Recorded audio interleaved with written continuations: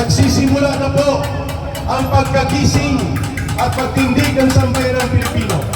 Maya-maya po, may mga iba pa magsasalita, pero bago ang lahat, pakinggan na rin po natin ang boses ng mga manananggol para sa mamamayan, si Atty.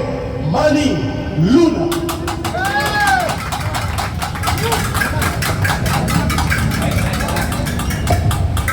Magandang gabi sa inyong lahat.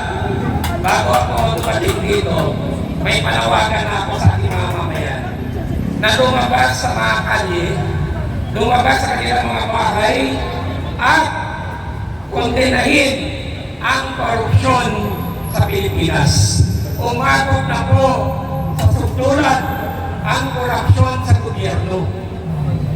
Meron po akong alam sa paglaban sa korupsyon dahil ako ang unang nagbuo ng ideya kasama si the late BACC Chairman Dante Jimenez sa Presidential Anti-Corruption Commission.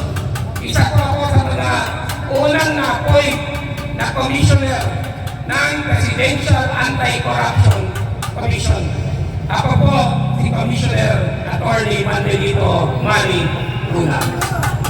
Ang PACC sa unang araw ng presidency ni Pangulong Marcos Jr.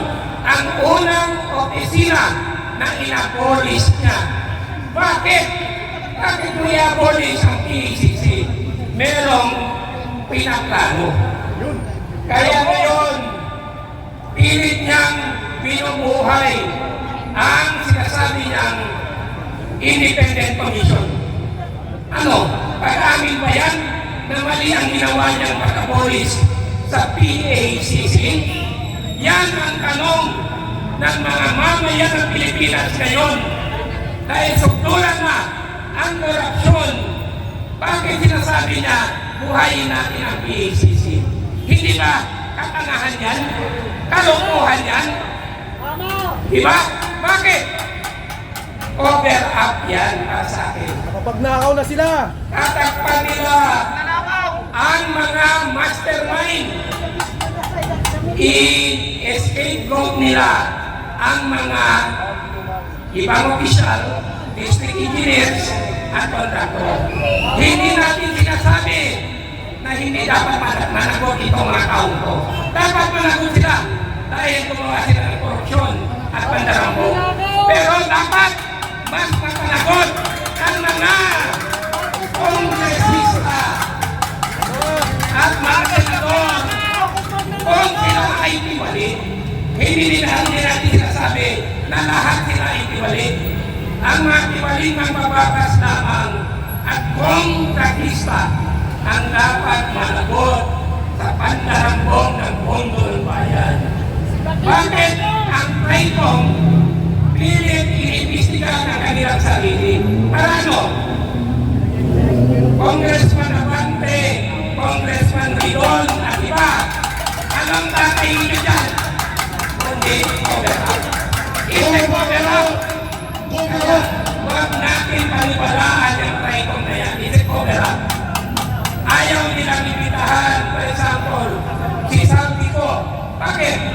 Si Santico ang mas isa sa mga mastermind yung ng kalokohan involving 1.23 trillion pesos na hindi nilang pera. Pera po yan ng taong bayan. As a former commissioner, I can lead you to the anatomy of corruption sa Pilipinas. Tutulong ako sa Senate Blue Ribbon Committee, sa Office of the Ombudsman, at sa COA. Ilalabas ko lahat ang tao nila. Yan po ang pangako ko sa kampayan. I am only loyal to the Filipino people. At habang dumarating dito, may nalaman po tayong napakalaking balita. Maraming grupo, business groups, at ang Integrated War of the Philippines sumusuporta sa taong bayan. Maraming salamat. IBP at IBP na kita sa Ortigas. Kasama na natin ang Integrated War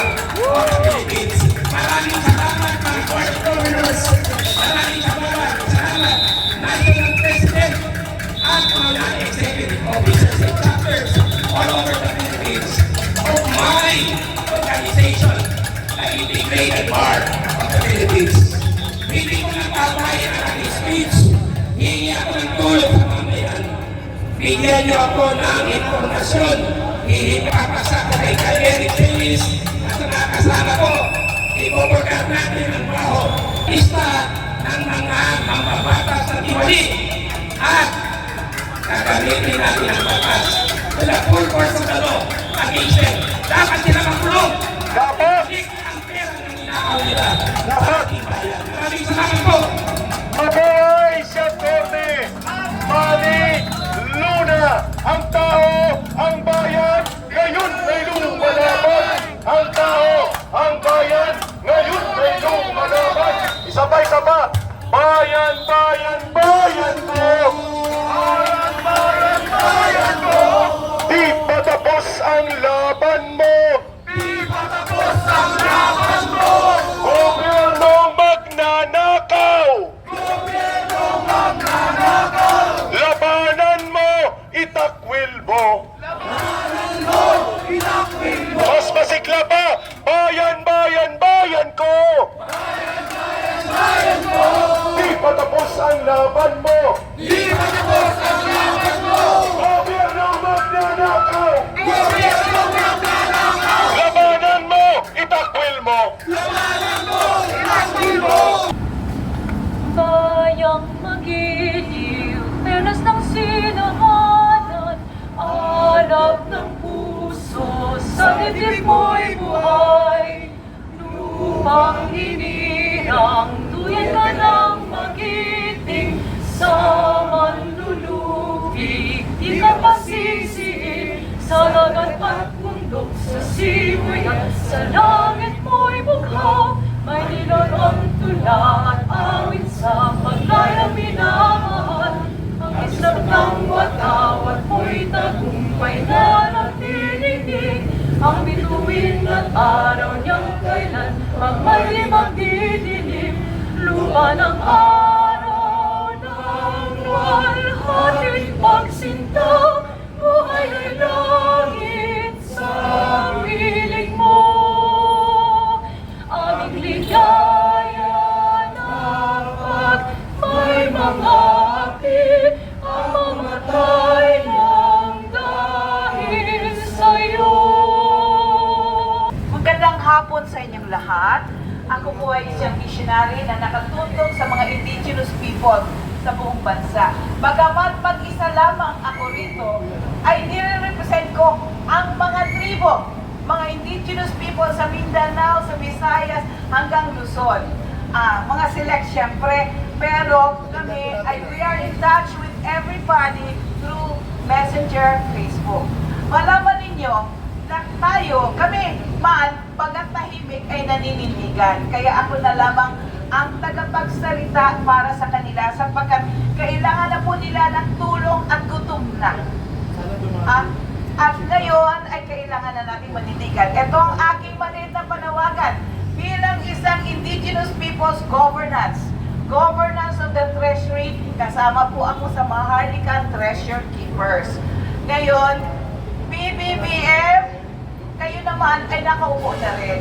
Hayaan mo lang, kami naman multi-sectoral group ang pamuno sa mga critical na areas katulad ng agriculture, finance at iba pa.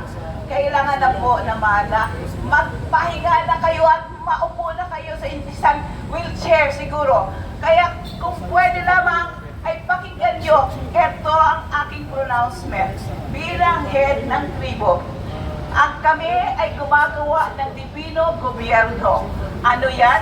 Yan ay maraming project na pupuntahan, kasama na rin namin ang mga ibang leaders sa ibang bansa. Kasama na rito ang Prince of Brunei at suportado ng King of Brunei.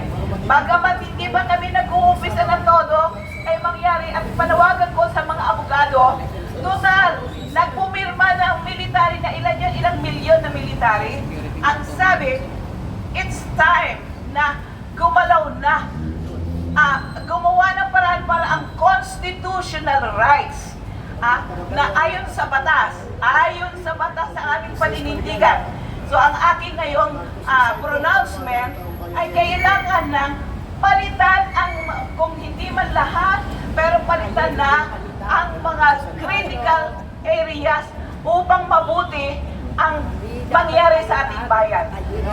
Mga abogado, kasama nila dito kagabi, pinapatiwagan ko na gumawa na ng papel to take over critical areas in accordance with law.